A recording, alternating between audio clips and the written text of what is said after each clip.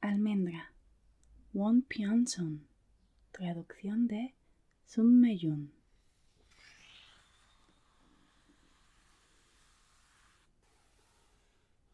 Primera parte. Ese día hubo un herido y 6 muertos. Primero mamá y la abuela. Luego un estudiante universitario que quiso disuadir al hombre. A continuación, 2 señores cincuentones que iban al frente de un grupo del Ejército de Salvación y un policía. Y por último, el propio hombre. Se eligió a sí mismo como el destinatario final de sus cuchillazos indiscriminatorios. Se clavó el arma bien hondo en el pecho y, al igual que las otras víctimas, murió antes de que llegaran las ambulancias. Como siempre, yo me quedé viendo todo lo que sucedía con cara inexpresiva.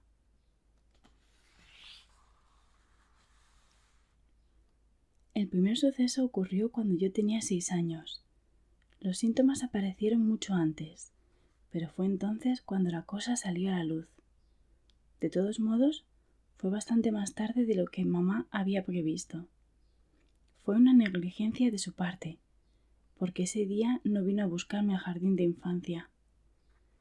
Según me contó después, estaba con mi papá, al que hacía años que no veía.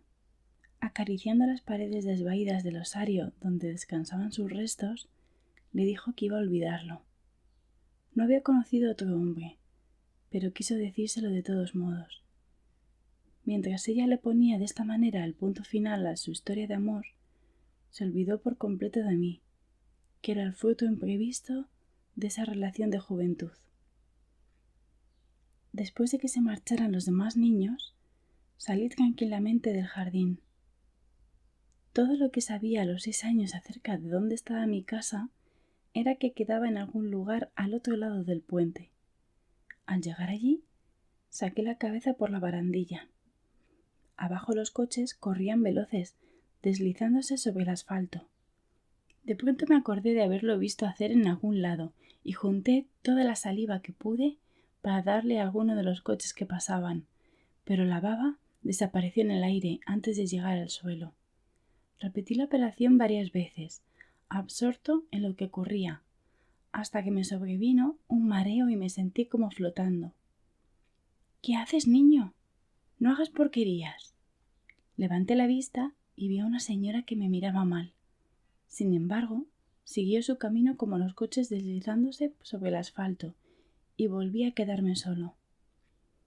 Para bajar del puente había unas escaleras en los 4 costados, pero yo no sabía qué dirección tomar. De todos modos, el paisaje que se veía era igualmente gris y frío hacia ambos lados. Pasaron unas palomas sobre mi cabeza batiendo sus alas, así que decidí seguirlas. Cuando me di cuenta de que me había equivocado de camino, ya había ido demasiado lejos. En ese entonces nos enseñaban en el jardín la canción Hacia adelante, y pensé, como decía la letra, que el mundo era redondo y que en algún momento llegaría a casa si iba siempre hacia adelante, de modo que seguí moviendo sin descanso mis pequeños y torpes pies. Un buen rato después, la avenida se convirtió en una calle estrecha y enfilada por casas viejas. No se veía nadie. Sobre las paredes derruidas había pintados números desconocidos y leyendas en rojo que decían «Vivienda vacía». De repente oía un grito quedo. ¿Había sido un A o un O? Quizás un A. Como sea, había sido breve y bajo. Fue en dirección de donde procedía. El sonido se fue acercando, a veces con un y otras como un I. Sonaba tras la esquina, y hacia allí fui sin vacilar. Había un chico tirado en el suelo. No podía estimar su edad, pero era de contextura pequeña. Sobre su cuerpo se cernían y se retiraban sin descanso unas sombras negras. Le estaban pegando. Los gritos cortos no provenían del chico, sino de las sombras que lo rodeaban. Sonaba algún arte marcial. Estaban dándole patadas y arrojándole escupitajos. Después me enteré de que eran chicos de secundaria, pero en ese momento me parecieron adultos. Al parecer, hacía rato que lo golpeaban, porque el chico tirado no se resistía ni se quejaba, sino que se zarandeaba hacia un lado y otro como un muñeco de trapo. Una de las sombras le dio un puntapié en el costado a modo de remate, y a continuación desaparecieron todos. El chico estaba bañado en sangre, como si le hubieran echado encima un tarro de pintura roja. Me acerqué. Tendría unos 11 o 12 años, es decir, el doble de mi edad, pero no me pareció mayor, sino un niño como yo. Como un cachorro recién nacido, su pecho subía y bajaba con rapidez, al ritmo de su respiración breve y frenética. Era evidente que corría peligro. Volví sobre mis pasos. El callejón seguía desierto, y lo único que veía eran las confusas leyendas rojas sobre las paredes grises. Después de deambular un buen rato, encontré una pequeña tienda de dulces y comestibles. Tras abrir la puerta corrediza, me dirigí al dueño. Señor. En la televisión estaban poniendo Diversión en Familia. El dueño se reía entre dientes, mirando el programa, y no parecía haberme oído. Los participantes jugaban a tratar de entender con los oídos tapados la frase que le decía a la persona de delante, para repetírsela a la de atrás. La frase que había que transmitir era muerto de miedo. No sé cómo me acuerdo todavía de aquello, ya que en ese entonces no tenía ni idea de lo que significaba. Como sea, una mujer joven había pronunciado con voz fuerte y clara una frase totalmente diferente, y eso provocó la hilaridad del público presente en el estudio y del dueño de la tienda. Al final se acabó el tiempo y el equipo de la mujer perdió el juego. El dueño se pasó la lengua por los labios, como lamentando que hubiera terminado. Señor, repetí. ¿Sí? Dijo dándose la vuelta por fin. Hay alguien tirado en la calle. ¿En serio? Respondió sin hacer mucho caso y acomodándose mejor. En la televisión, los equipos se aprestaban a enfrentarse en una revancha que daba muchos puntos y podía revertir el resultado de la competencia. Se puede morir, le dije, toqueteando los caramelos que se exhibían en orden bajo la vitrina del mostrador. ¿Sí? Sí, de verdad. Justo en ese momento giró de nuevo la cabeza hacia mí. Dices cosas terribles como si nada. ¿No te han enseñado que no se debe mentir? Me quedé callado un momento buscando palabras que sonaran más convincentes, pero mi vocabulario no era lo que se puede decir muy amplio a los 6 años. Como no se me ocurría otra cosa que sonara más real que lo que acababa de decirle, volví a decir, se puede morir. Pensé todo el tiempo en el chico tendido en el suelo frío. Pensé en él mientras el dueño de la tienda ponía la denuncia por teléfono a la policía y se quedaba viendo el programa hasta el final. También cuando me dijo que me fuera se iba a quedarme toqueteando los caramelos sin comprar nada, y también mientras la policía se dirigía al lugar, después de 1000 vueltas. Sin embargo, hacía ya rato que el chico estaba muerto cuando llegaron. El problema fue que resultó ser el hijo del dueño de la tienda. Me quedé sentado en un banco de la comisaría, balanceando las piernas, que aún no me llegaban al suelo. Las movía de manera alterna, y eso levantaba un vientecillo frío. Ya había entrado la noche y me moría de sueño. Justo cuando iba a dormirme, apareció mi mamá por la puerta de la comisaría. Al verme, se puso a gimotear y acariciarme la cabeza sin parar hasta que me dolió. Pero antes de que se apaciguara su alborozo por haberme encontrado, volvió a abrirse la puerta y entró el dueño de la tienda. Llegó con la cara bañada en lágrimas y lanzando aullidos desgarradores, mientras lo sostenían varios policías. Tenía una expresión completamente diferente a cuando estaba en la tienda viendo la televisión. Se dejó caer en cuclillas temblando y empezó a golpear el suelo con los puños. De pronto se levantó de un salto y comenzó a gritar y a señalarme con el dedo. No podía entender todo lo que me decía, pero logré captar lo siguiente.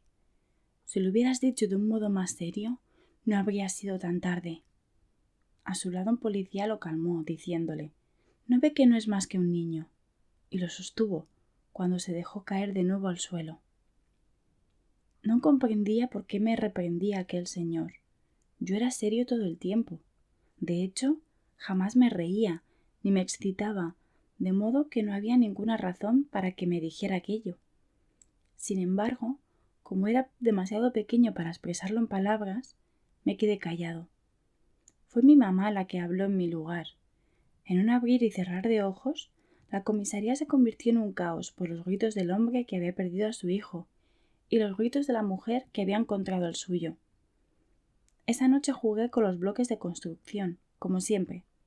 Hice una jirafa que se convertía en un elefante cuando le doblaban el cuello hacia abajo. A mi lado, mamá no dejaba de escrutarme. ¿No tuviste miedo?, me preguntó. No, le respondí. No sé cómo, pero muy pronto corrió el rumor de lo que pasó aquel día. Sobre todo, el hecho de que no se me movió un músculo de la cara a pesar de que vi a una persona morir a golpes. A partir de entonces, comenzaron a ocurrir las cosas que tanto preocupaban a mamá. Todo se agravó cuando entré a la escuela primaria. Un día, una niña que caminaba delante de mí cuando salíamos de la escuela tropezó con una piedra y se cayó de bruces. Como me impedía el paso, me quedé esperando a que se levantara con la vista fija en el pasador de Mickey Mouse que sujetaba su pelo a la altura de la nuca. Sin embargo, la niña se quedó tirada en el suelo sin parar de llorar. De pronto apareció su madre y la ayudó a ponerse en pie. ¿No sabes preguntarle a una compañera que se ha caído si no se ha hecho daño? Es peor de lo que han contado, dijo la madre mirándome enfadada. No se me ocurrió qué contestarle, así que me quedé con la boca cerrada. Los chicos se arremolinaron alrededor de nosotros al percatarse de que había pasado algo y sus cuchicheos llegaron hasta mis oídos. No podría asegurarlo, pero creo que repetían lo que me acababa de decir la madre de la niña. La que me salvó de aquella situación fue mi abuela. Apareció de la nada, como Wonder Woman, y me alzó en sus brazos. No hables sin saber. Su niña tropezó por accidente. ¿Por qué le echa la culpa a mi nieto? Después de arremeter ásperamente contra ella, no se olvidó de darle su merecido también a los chicos. ¿Qué estáis mirando? ¿Os parece divertido? ¡Fuera de aquí, mocosos! Cuando nos alejamos del gentío, alcé la vista para mirar a mi abuela. Tenía los labios fuertemente apretados. Abuela, ¿por qué dicen todos que soy raro? Borrando la mueca de su boca, me respondió. Será porque eres especial. La gente no soporta a los que son diferentes. ¡Ay, mi hermoso monstruito! Al decirme esto, me abrazó con tanta fuerza que me hizo daño en las costillas. Ya me habían llamado monstruo alguna vez, pero ella era la única que me lo decía sin darle un sentido negativo.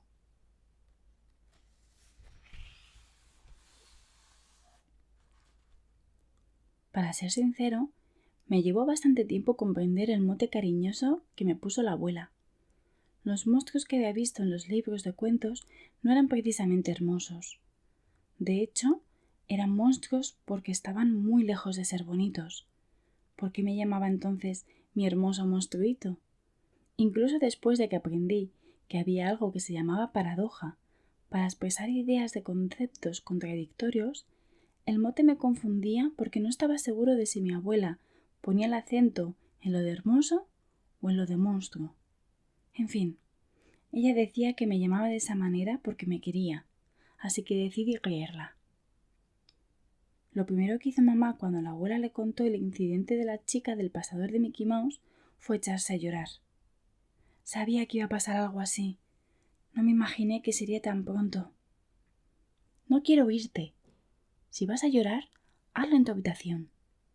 Mamá interrumpió sus sollozos asustada por el enfado de la abuela, pero luego la miró de reojo con furia y se puso a llorar todavía más fuerte. La abuela chasqueó la lengua, sacudió la cabeza de lado a lado, lanzó un largo suspiro y fijó la mirada en un rincón del techo. Era una escena que solía producirse con mucha frecuencia entre las dos. En efecto, las preocupaciones de mi madre databan de hacía mucho tiempo, pues yo me había mostrado diferente de los otros niños al poco tiempo de nacer. El problema era que yo no sonreía. Al principio, mamá pensó que mi desarrollo era un poco lento, pero los libros sobre recién nacidos decían que los bebés eran capaces de sonreír al tercer día. Al hacer cálculos, vio que yo tenía casi 100 días de vida. Como un príncipe que hubiera sido maldecido para no sonreír jamás, yo no movía un músculo de la cara. Mi mamá recurrió a todos los medios que se le pasaron por la cabeza para hacerme reír, como una princesa extranjera dispuesta a hacer lo que fuera para despertar el corazón del príncipe encantado. Batió palmas, compró sonajeros de todos los colores y me los sacudió por la cara y hasta se puso a bailar como un payaso al compás de las canciones infantiles. Cuando se cansaba de sus afanes, salía al balcón y se fumaba un cigarrillo. Tuve la ocasión de ver un vídeo que grabó en esa época. Mientras ella sudaba la gota gorda tratando de hacerme reír, yo permanecía inmóvil y contemplándola con una mirada demasiado profunda y serena para ser la de un bebé. En resumen, no hubo manera de hacerme reír. El pediatra del barrio al que consultó no le sirvió de gran ayuda. Salvo que no reía, mi estatura y peso y comportamiento entraban dentro de los parámetros normales de los bebés de mi edad. Después de la revisión, el médico le restó importancia al asunto y le dijo que se fuera tranquila, que yo estaba creciendo sano y fuerte. Al oír esto, mi mamá se esforzó por tomarse las cosas con calma, diciéndose que lo único que ocurría era que yo era un poco más serio que los demás niños. Sin embargo, cuando cumplí el primer año, sucedió algo realmente inquietante. Un día, mamá puso una tetera roja con agua caliente sobre la mesa. Mientras me daba la espalda y preparaba el biberón, estiré la mano para tocarla. La tetera se cayó al suelo y el agua caliente salpicó por todas partes. Todavía conservo una cicatriz borrosa como recuerdo de aquella quemadura. Me puse a llorar desconsoladamente y mamá pensó que en adelante le tendría miedo al agua hirviendo y también a la tetera roja. Al menos ese era el comportamiento habitual de los demás niños. Sin embargo, no fue así. Aunque humeara caliente, si veía la tetera delante de mí, seguía extendiendo la mano como si no hubiera pasado nada. Pero eso no era todo. No me asustaba del anciano tuerto que vivía en el piso de abajo, ni del enorme perro negro que tenía atado en el cantero de flores del edificio. Me quedaba mirando tranquilamente la pupila blanquecina del viejo, y si mamá se descuidaba, me acercaba con la mano tendida al perro que me gruñía, mostrándome los dientes. Todo eso a pesar de que había visto cómo el animal mordía a un niño vecino y lo dejaba sangrando. Naturalmente, mamá tenía que estar siempre pendiente para venir corriendo y salvarme de los peligros. Al repetirse ese tipo de situaciones, mamá se preguntó si yo no tendría un retraso mental. Así me describió entonces en su diario. Al final, el que no sonriera a pesar de tener más de 4 años extremó su inquietud, por lo que me llevó a una clínica universitaria. Los primeros recuerdos propios que conservo en mi memoria son de aquel día. Algunas escenas son borrosas, como si las viera a través del agua, pero otras son increíblemente nítidas. Un hombre con bata blanca estaba sentado delante de mí. Sonríe con todos los dientes, me va mostrando toda clase de juguetes e incluso agita algunos. Luego me golpea las rodillas con un pequeño martillo. Sin querer, mi pantorrilla sube como un columpio. Me mete los dedos debajo de las axilas y me río un poco porque me hace cosquillas. Ahora me muestra unas fotos y me hace preguntas. Me acuerdo muy bien de una de ellas. El niño de la foto está llorando porque ha desaparecido su mamá. ¿Cómo crees que se siente? No sé la respuesta y miro a mamá, que está a mi lado. Ella me sonríe y me acaricia la cabeza, pero veo que se muerde el labio inferior. Un tiempo después, mamá dice que haremos un viaje especial, pero me lleva a la clínica. Me pregunto por qué hemos venido de nuevo, si no me duele nada, pero se quedó callada. Me acuestan en una superficie fría y entro lentamente en un túnel blanco. Suena un pitido y el viaje espacial termina del modo más decepcionante. En la siguiente escena hay varios hombres con batas blancas. El de más edad le muestra a mamá una imagen borrosa en blanco y negro y dice que es una foto de mi cabeza. Es evidente que es una mentira, porque no se parece en nada, pero mamá parece creérselo, porque no hace más que asentir todo el rato. Cada tiempo que el hombre de más edad dice algo, los otros, que son mucho más jóvenes, toman notas. Me aburro y empiezo a balancear las piernas, hasta que golpeo el escritorio del doctor con la punta de los pies. Mamá me dice que no haga eso, y me pone la mano en el hombro. Veo que le corren las lágrimas por las mejillas. Después solo recuerdo que no para de llorar. Llora, llora y sigue llorando. En la pantalla de la televisión de la sala de espera están pasando dibujos animados, pero no me puedo concentrar por su llanto. El guerrero espacial vence a los malos, pero ella sigue llorando. Al final un anciano que dormita en la primera fila se enfada y la regaña. «Compónganse, por favor. ¿No se da cuenta del escándalo que está armando?» Entonces mamá aprieta con fuerza los labios y llora en silencio, sacudiendo los hombros, como una colegiala castigada. Mamá me daba de comer muchas almendras. Empecé por la de Estados Unidos, y luego probé la de Australia, China y por último las de Rusia. En fin, todas las que se importaban al país. Las chinas tienen un dejo amargo desagradable, y las australianas huelen ligeramente ácidas, como a tierra. También están las nacionales, pero para mi gusto no hay ninguna como la de Estados Unidos, y en particular las de California. Tengo mi propia manera de comer las almendras, de color canela que guardan dentro el sol californiano. Cojo el paquete y las toco desde fuera para sentir su obstinada dureza bajo el envoltorio. Corto con cuidado la parte superior. Abro el cierre hermético con los ojos cerrados. Introduzco la nariz. Hago una aspiración breve y suave para que el aroma se propague con lentitud dentro de mí. Cuando me he llenado del olor, cojo un puñado de almendras y me las meto en la boca. Las muevo de un lado a otro con la lengua para disfrutar de su textura. Siento sus extremos puntiagudos y acaricio sus arrugas. Sin embargo, no conviene alargar mucho ese momento, pues la saliva las ablanda y les resta sabor.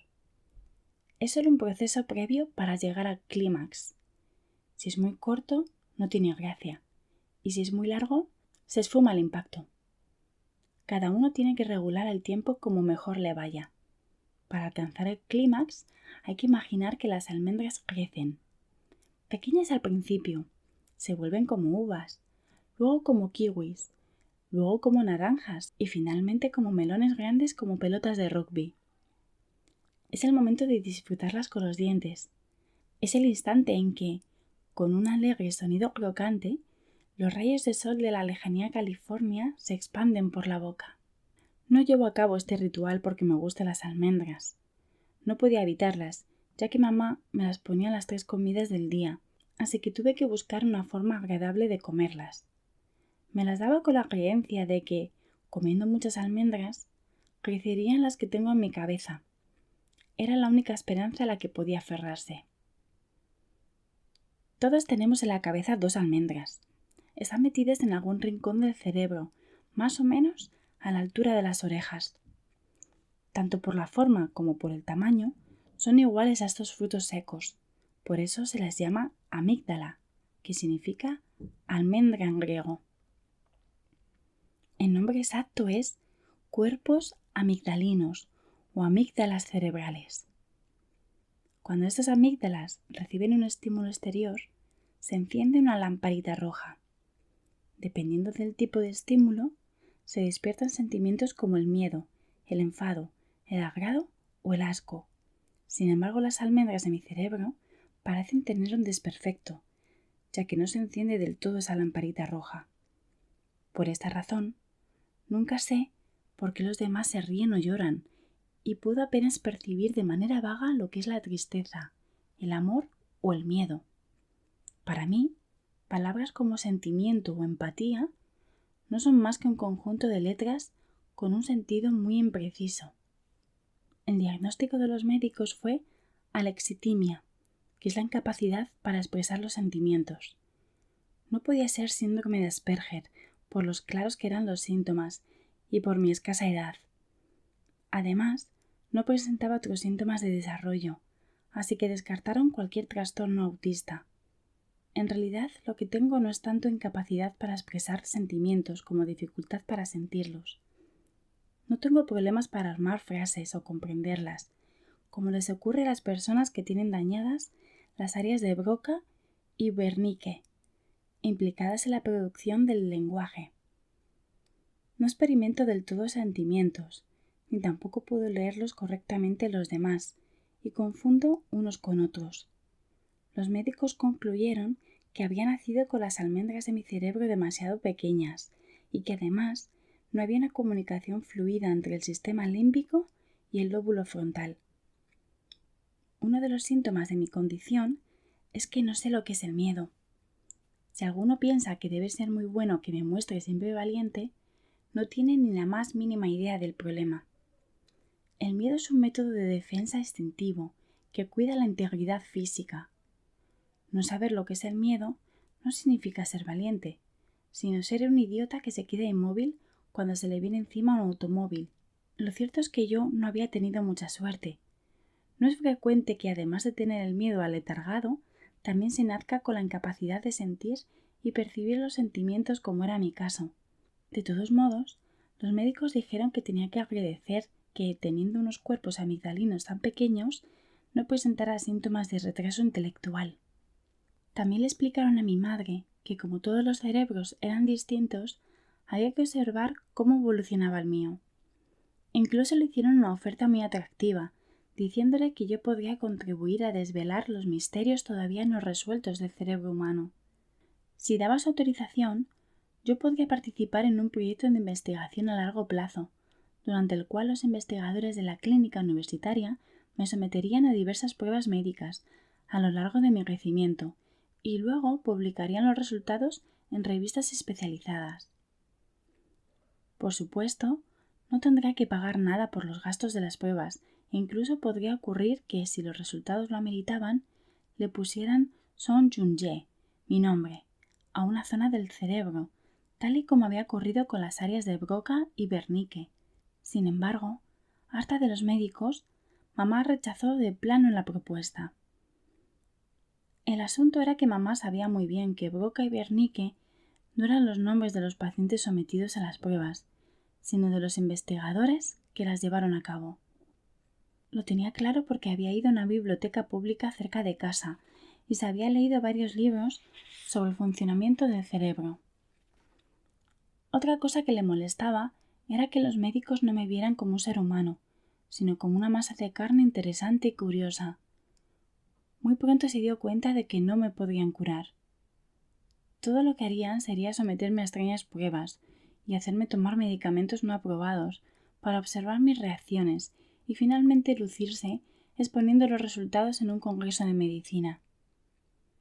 Al llegar a esta conclusión, dijo aquello tan manido y discutible que sueltan todas las madres cuando se enfadan. Yo conozco a mi hijo mejor que nadie. El día que pisó por última vez la clínica, lanzó un escupitajo al jardín que adornaba el frente del edificio y exclamó: «Ni siquiera saben lo que tienen en su propia mollera». A veces mamá era dada a las bravuconadas sin fundamento.